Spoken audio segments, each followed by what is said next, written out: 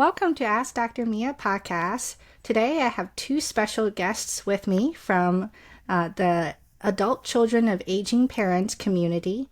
ACAP Community is a nationally unique 501c3 nonprofit organization that provides information, resources, support, and community for adult child caregivers so they may better care for their aging parents and for themselves. They have free monthly face-to-face and virtual educational programs offered throughout local chapters in North Carolina, Georgia, and Pennsylvania, providing needed information and connecting informal caregivers with community resources via program speakers, business sponsors, and other caregiver attendees. In addition, ACAP provides audio podcasts and an annual conference, and I heard about ACAP through the podcast, actually. And the framework for all ACAP programs is a nationally validated and copyrighted curriculum designed by founders and presented by local experts in aging and family caregiving. While programs are designed specifically for adult child caregivers, attendees and podcast listeners include other family members, friends, and senior services professionals. So today I'm going to have Bob Cain and Francis Hall introduce themselves. Bob, would you like to go first? Sure. Hello, I'm Bob Cain. I'm out of Winston-Salem, North Carolina. I work with a company called Piedmont Home Care, but I volunteer with ACAP. I'm a chapter.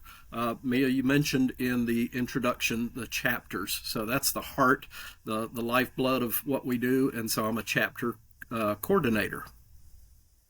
Perfect. Bob and Francis, let's hear your introduction. Thank you. Mine can be very quick. I am Francis Hall. I am the founder and executive director of ACAP, Adult Children of Aging Parents, or ACAPCommunity is the official 501c3 organization.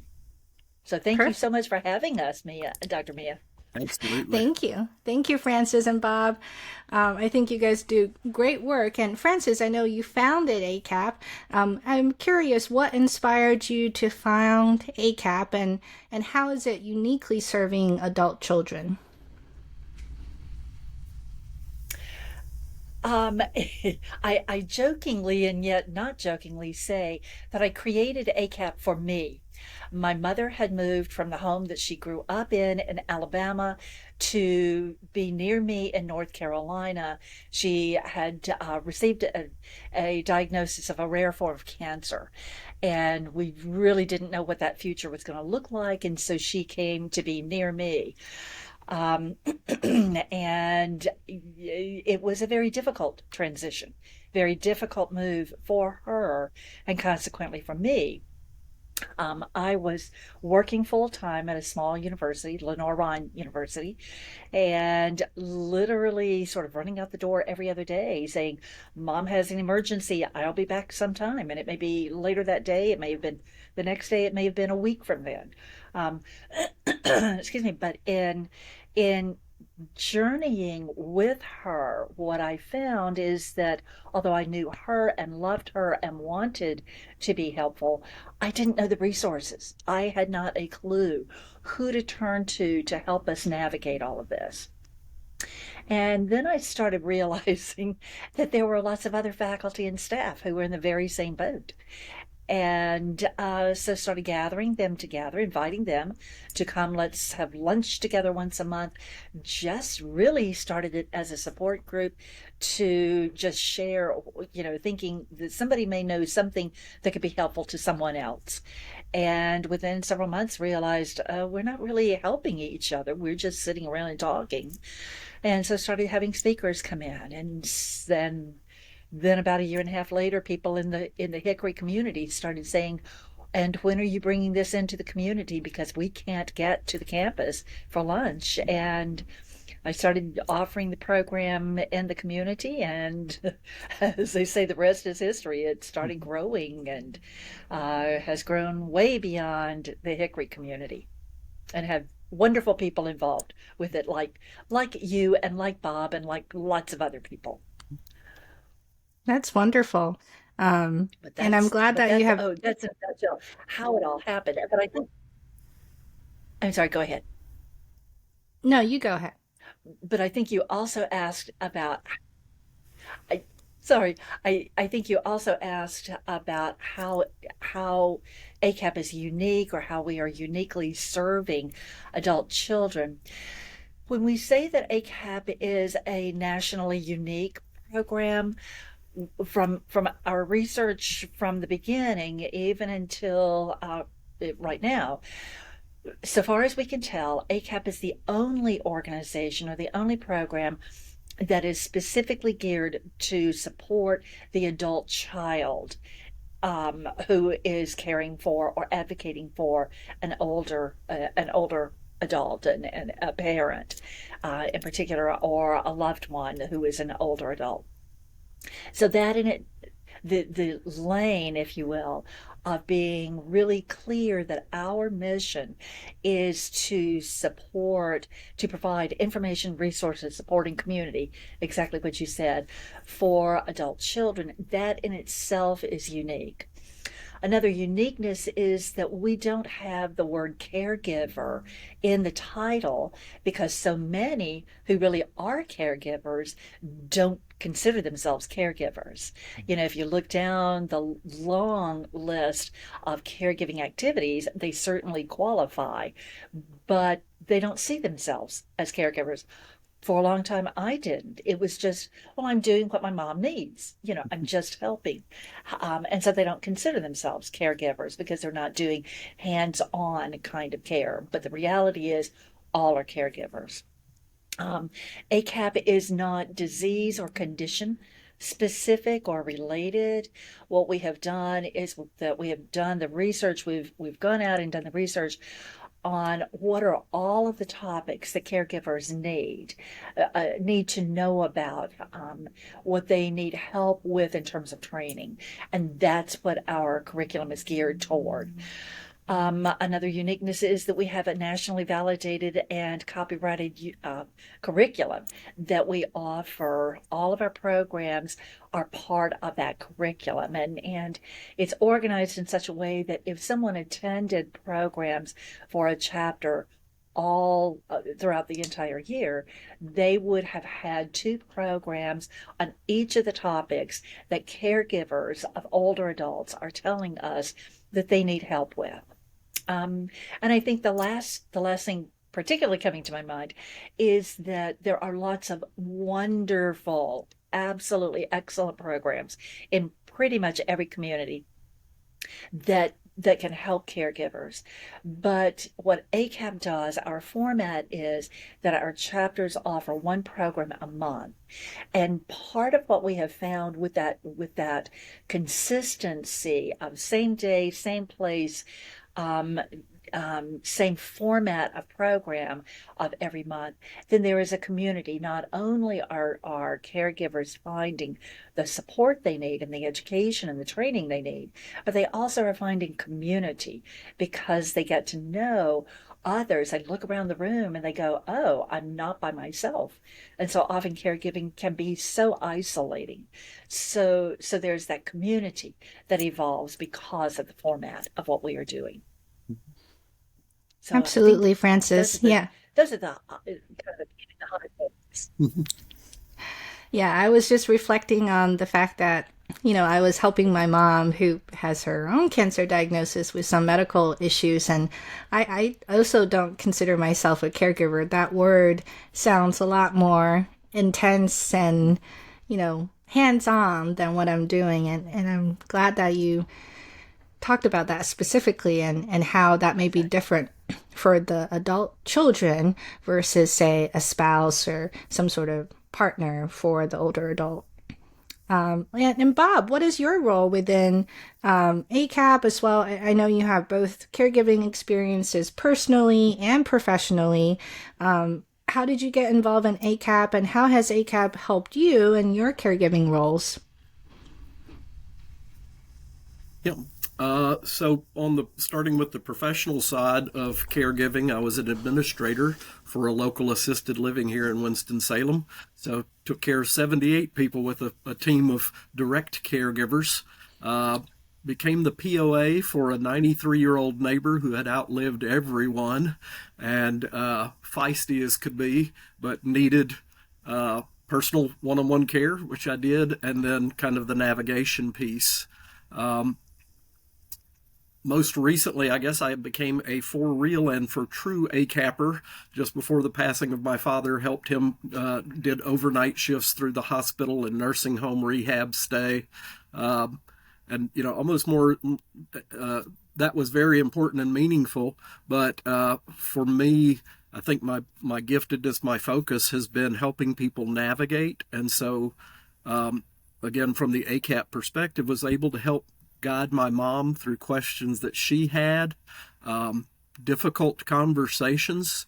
My very, very staid, amazing mother broke down in tears when she said, "I need to tell your father something, but I can't because it will disturb him too much post-stroke."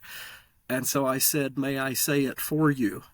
And it was a beautiful moment of giftedness to be able to help with that. And I think that's kind of at the heart of what we do, is saying, can we help you say the things that you need to say to your parent? That's the uniqueness, again, of what Francis was talking about.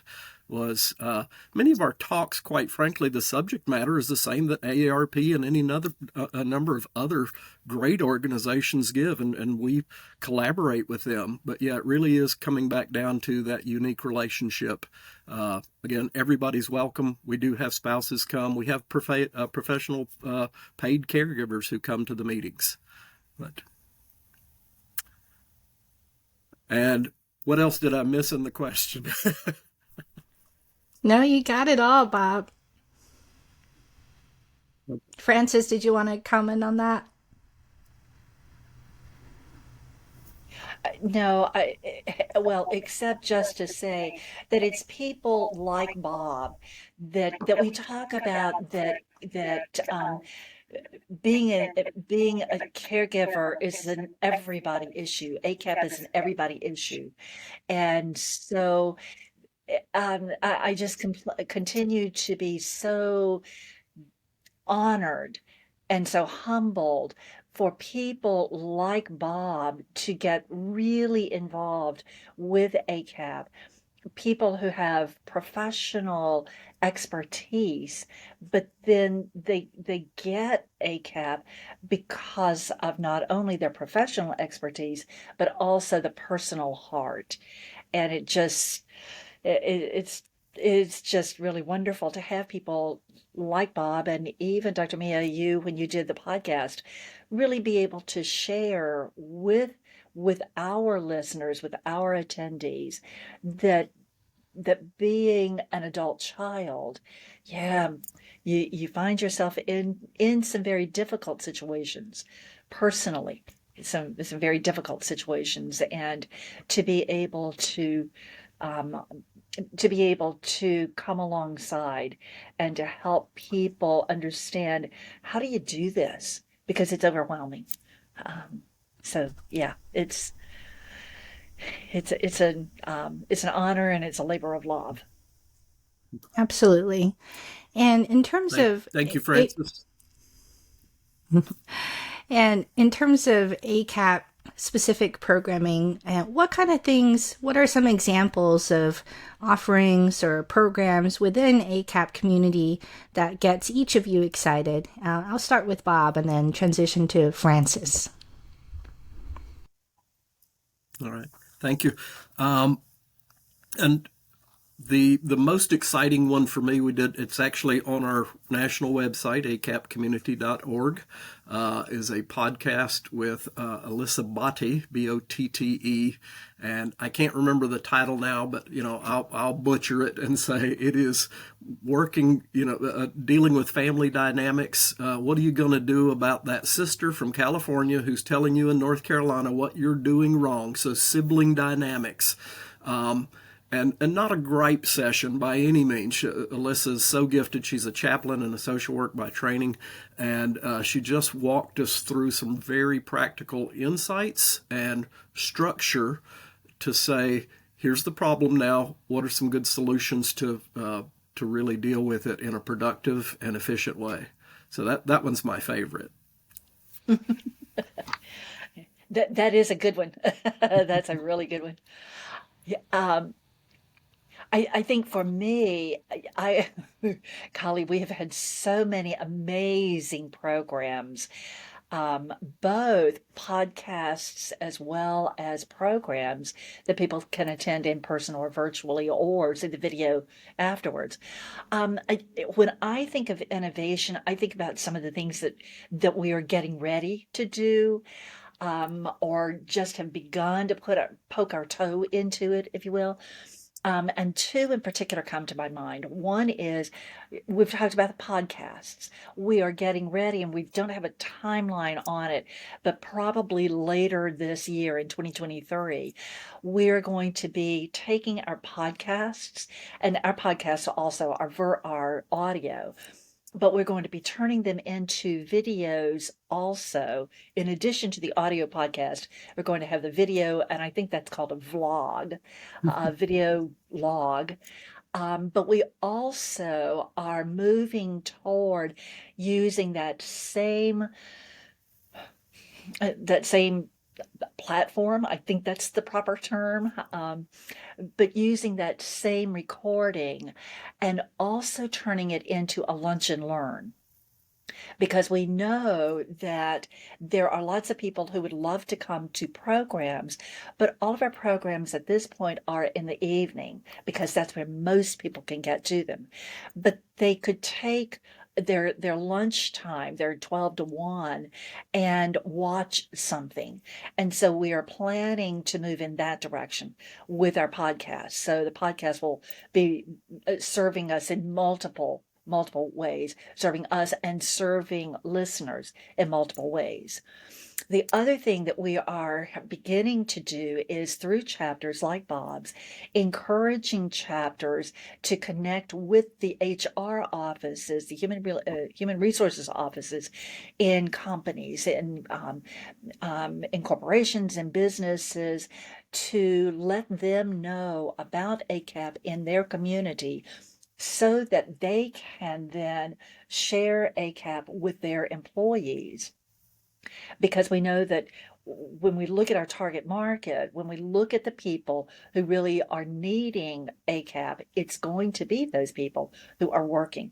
And so what we are trying to do is to interface very directly with those people. So that's just beginning to be something that the chapters are doing. And so stay tuned. But that's where we're going with that. That's very exciting. I think being an adult child and working also oftentimes full time and having those caregiving type tasks is really what creates that feeling of overwhelmed and just not enough hours in a day. And I think, coming back to perhaps what Bob had mentioned in terms of the podcast episode with Alyssa and some of the programming that ACAP community is offering in multiple different ways, what would you say are some of the top 3 things you would want adult children who are caring for aging parents to know?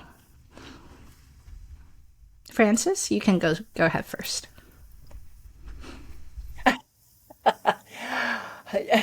Okay. The first thing that comes to my mind is you are not alone. The second thing is there are resources. And I'm going to put a plug in for an organization that I often refer people to, and that is the Area Agency on Aging. Area agencies on aging serve every community in our country, and they typically have someone who is the caregiver. I think the title is something like family caregiver support specialist.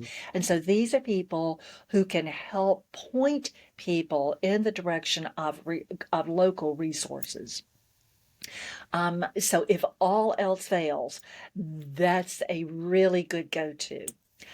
The third really is, I guess very honestly, it's just that I would encourage people to be looking for what are the resources in their community, both in person as well as online. Um, that that comes under that heading of there are resources.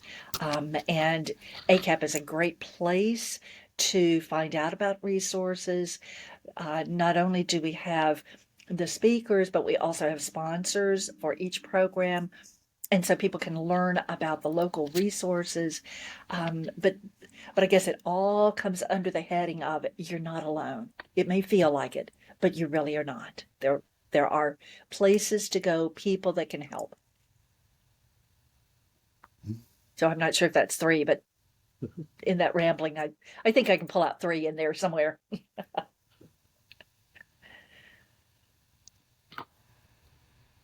Bob, what would you say? Yeah, my first that always comes to mind is start sooner.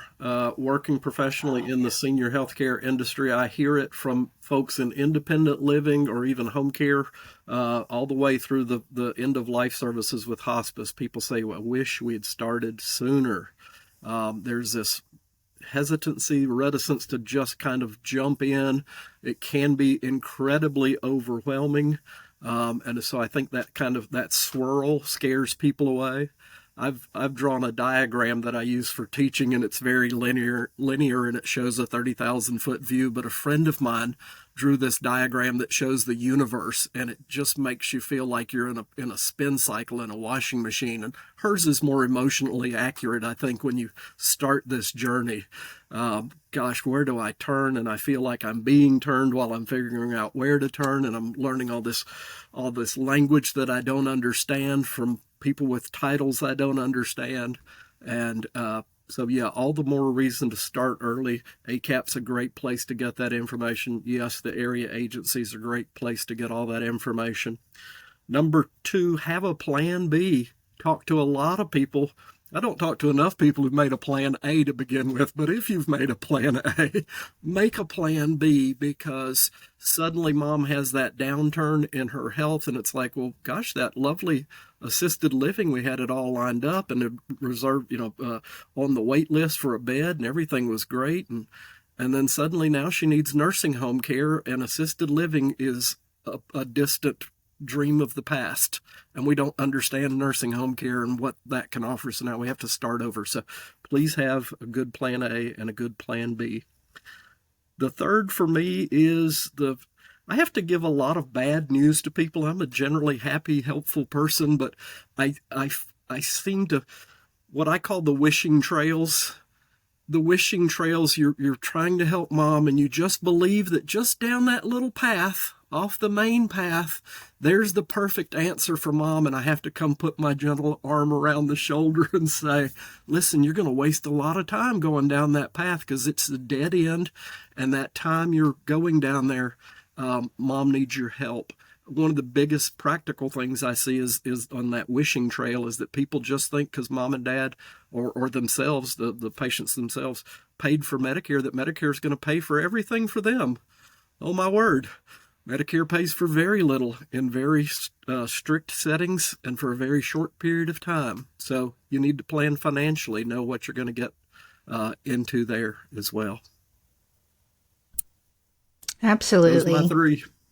Yeah, I think that wishing trails is so common, and I think it also goes with the global hesitancy to talk about aging, perhaps poorly. Although aging, we're all aging, and there's no judgment on how you age. But I think sometimes people think that there's a perfect answer out there, and they just have to find it. But there is, most of the time, Yes. No perfect answer whatsoever. There's just a next best decision based on what you know and can decide at that specific time. Yes. Yeah. Yeah. And I failed to mention earlier, Dr. Maya, that Alyssa worked closely with you at the Stick Center previously. But I want to give her credit. I think she's the one that taught me the difference between regret and guilt. And so I think a lot of adult children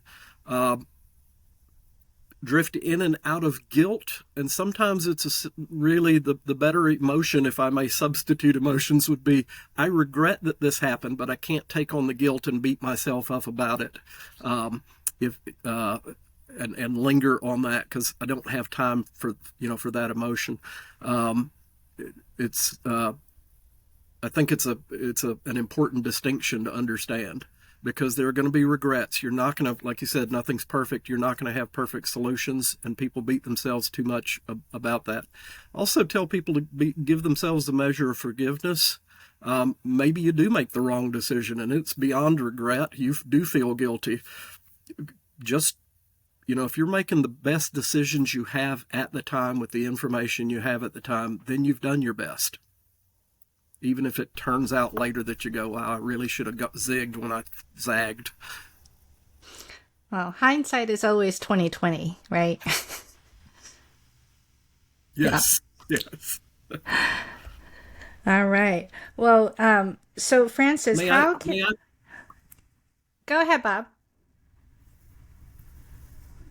Oh, I was just going to say a couple of things that were kind of lingering for me, and I appreciate Francis's kind comments about me. There are a number of, we call them LTs, the leadership teams. So our local chapters, they don't happen without the dedicated volunteers on the leadership team. And there's anywhere from 10 to 16 people on each area chapter team. And so I'm just thrilled for those people that I serve with, and the folks in the other chapters who do that across our nation and growing. So anybody who's listening to this says, yeah, I could give a little time to help an LT. We would love to have you. One other point that came up, and Francis has been very good, ACAP started as a support group and then transitioned into education. We are not a support group. Occasionally we get that misunderstanding. People show up and think there's going to be a facilitator and they're going to come talk. It's professionals coming to give wonderful content information. So we are not a support group, but we are very supportive of support groups. We cross-refer back and forth, and they send folks our way and we send folks their way. So always like to point that out. Thanks, Bob. Sure. And Francis, how could people who are interested in joining or starting new chapters get in touch with you? What's the best way?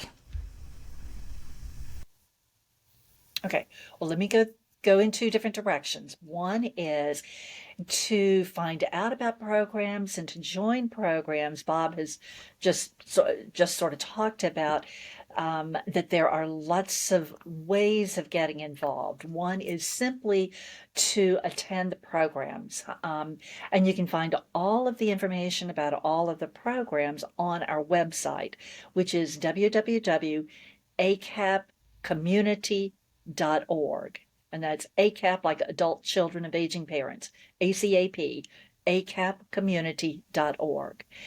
On the website, on the home screen, if you scroll down a little bit, you'll find all the upcoming programs on the right side, on the right column. But under, I think it's an events tab, you'll find a calendar that has all of the programs that have been scheduled for the rest of the year. So if there is an ACAP chapter in someone's area, definitely we would love for you to attend the programs in person. If for whatever reason you're not able to attend a program in person, or you live somewhere that there isn't a chapter, join us virtually. Most of the chapters are offering their programs virtually, or view the video afterwards. It will be on our website or YouTube under ACAP Community, or through Facebook. There are several different ways to view the videos afterwards. So that's just kind of becoming part of attending programs and getting those resources. And you'll find on the website lots of other resources there.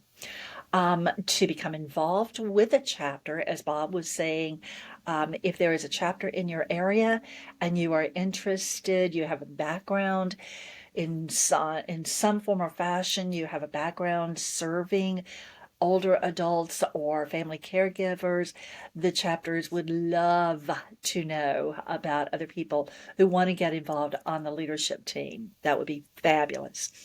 For people who are in areas where there is not an ACAP chapter, we are growing. We are growing a lot. I'm in conversation right now with people in Pennsylvania, Massachusetts, Florida, California, Minnesota, Texas, more Georgia areas, Virginia. It's extremely exciting what is happening. But if you are interested in a chapter, simply get in touch with me. And you can find me again on our website. There is a contact us tab that they simply click on that, send me a note that they are interested, and I will be back in touch with them. And we are putting together some additional information about that will be going to people who are interested in starting a chapter, or at least even finding out more about a chapter and would a chapter work in their community. I will tell you that we have found some things over the years. We've learned some things about what works and what doesn't work.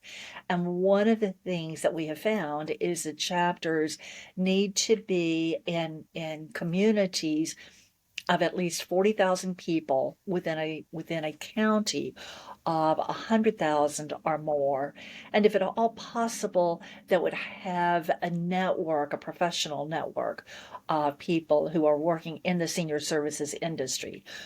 I'm not a numbers person for numbers' sake, but what we know is that with needing to have 12 different speakers in a year from 12 different organizations, needing to have probably 24 to 36 sponsors in a course of a year, again, from at least 12 to 24 different organizations, sponsoring organizations, plus having, as Bob was saying, 10 to 14 to 16 or more leadership team members. You just have to have a community large enough to support all of that. So if people are interested in even considering starting a chapter, we have a format by which we give information and are able to talk with people and to make sure that everybody knows exactly what it means to start a chapter. And I would love to have conversation with more people about starting a chapter. The growth is exciting, and we are very pleased.